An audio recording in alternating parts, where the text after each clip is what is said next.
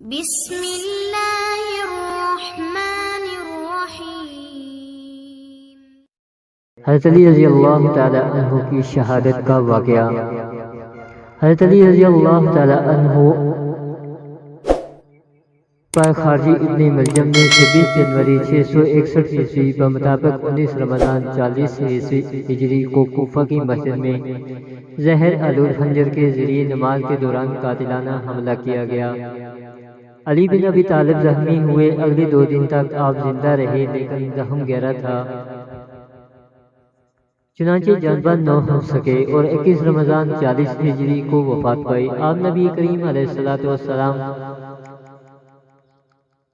کے چچا زاد بھائی اور داماد تھے اور امت مسلمہ کے خلیفہ راشد چہارم تھے۔ حضرت علی رضی اللہ تعالی عنہ 13 رجب کو ہجرت سے 24 سال قبل مکہ میں پیدا ہوئے۔ آپ کی پیدائش سے متعلق تواریخ میں لکھا گیا ہے کہ آپ بیت اللہ کے اندر پیدا ہوئے۔ حضرت علی کی امتیازی صفات اور خدمات کی بنا پر رسول کریم صلی اللہ علیہ وآلہ وسلم ان کی بہت عزت کیا کرتے تھے اور اپنے قول و فعل سے ان کی خوبیوں کو ظاہر کرتے رہتے تھے۔ جتنے مناقب حضرت علی کرم اللہ وجہہ کے بارے میں احادیث نبوی صلی اللہ علیہ وآلہ وسلم میں موجود ہیں، کسی اور صحابی رسول کے بارے میں نہیں ملتی۔ حضرت علی رضی اللہ تعالی عنہ آپ کے والد حضرت ابو طالب اور والدہ جناب فاطمہ بنت اسد دونوں قریش کے قبیلہ بنی ہاشم سے تعلق رکھتے تھے اور ان دونوں بزرگوں نے بعد وفات حضرت عبد المطلب پیغمبر اسلام صلی اللہ علیہ وآلہ وسلم کی پرورش کی تھی۔ حضرت علی رضی اللہ تعالی عنہ پیغمبر اسلام صلی اللہ علیہ وآلہ وسلم کے چچا زاد بھائی ہیں۔ بچپن میں پیغمبر اسلام صلی اللہ علیہ وآلہ وسلم کے گھر آئے اور وہیں پرورش پائی۔ پیغمبر کی زیر نگرانی آپ کی تربیت ہوئی۔ وہ ایک لمحہ کے لیے بھی حضور نبی کریم صلی اللہ علیہ وآلہ وسلم ان کو تنہا نہ چھوڑتے تھے۔ آپ کے بارے میں عام روایت ہے کہ آپ نے 13 سال کی عمر میں اسلام قبول کیا۔ حضرت علی رضی اللہ تعالی عنہ سے منسوب حضور نبی کریم صلی اللہ علیہ وآلہ وسلم کی چند احادیث آپ کے پیش کی جاتی ہیں۔ عالم اسلام کے چوتھے خلیفہ حضرت علی رضی اللہ تعالی عنہ کے متعلق حضور نبی کریم صلی اللہ علیہ وآلہ وسلم کی چند احادیث درج ذیل ہیں۔ نبی کریم صلی اللہ علیہ وآلہ وسلم نے فرمایا، علی مجھ سے ہے اور میں علی سے ہوں۔ تم سب میں بہترین فیصلہ کرنے والا علی ہے۔ علی کو مجھ سے وہ نسبت ہے جو ہارون کو موسیٰ علیہ السلام سے تھی۔ یہ علی مجھ سے وہ تعلق رکھتے ہیں جو روح کو جسم سے یا سر کو بدن سے ہوتا ہے۔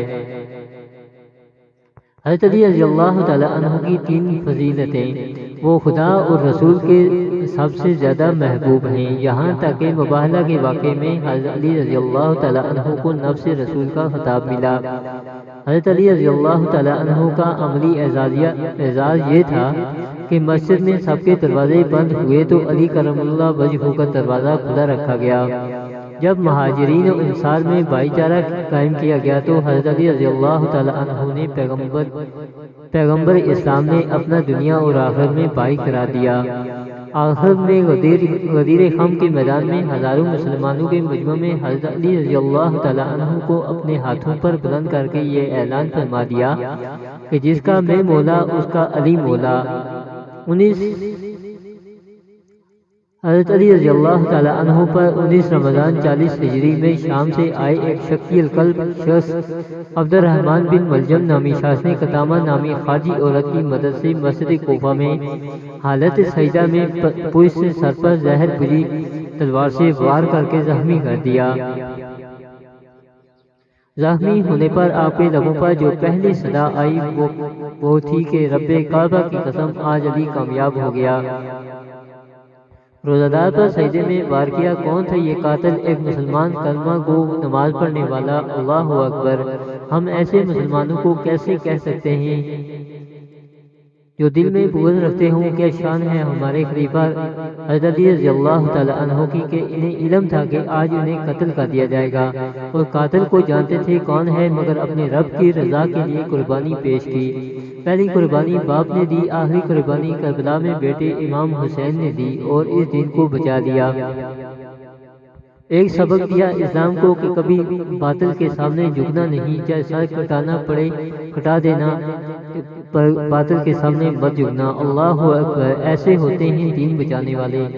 علی مسجد کوفہ میں تشریف لائے تو ابن ملجم مسجد میں سو رہا تھا، الٹا لیٹا ہوا، نیچے تلوار کو چھپائے، تلوار بھی زہر میں بھجی ہوئی۔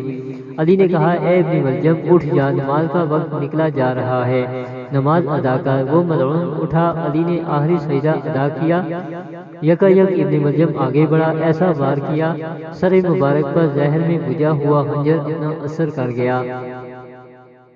روزہ میں روزہ دار کو ایسا زخم لگا کہ پھر نہ اٹھ نہ سکے۔ مسجد کوفہ میں شور برپا ہو گیا، قیامت کا منظر تھا۔ تمام چاہنے والے The most famous sword in Islam. A few facts about this legendary sword that was owned by the Prophet Muhammad, peace be upon him. The name Zulfiqar has a pretty deadly meaning. It means cleaver of spines, and it's known to be the only double-edged or double-pronged sword at that time. Where did the Zulfiqar sword come from? How did the Prophet Muhammad come to own this sword? Well, there's a few different origin stories of this. One story says that the Prophet Muhammad broke a branch from a tree and a miracle happened and the branch turned into the sword Zulfiqar. Different stories states that the sword Zulfiqar was sent to the Prophet Muhammad by Allah.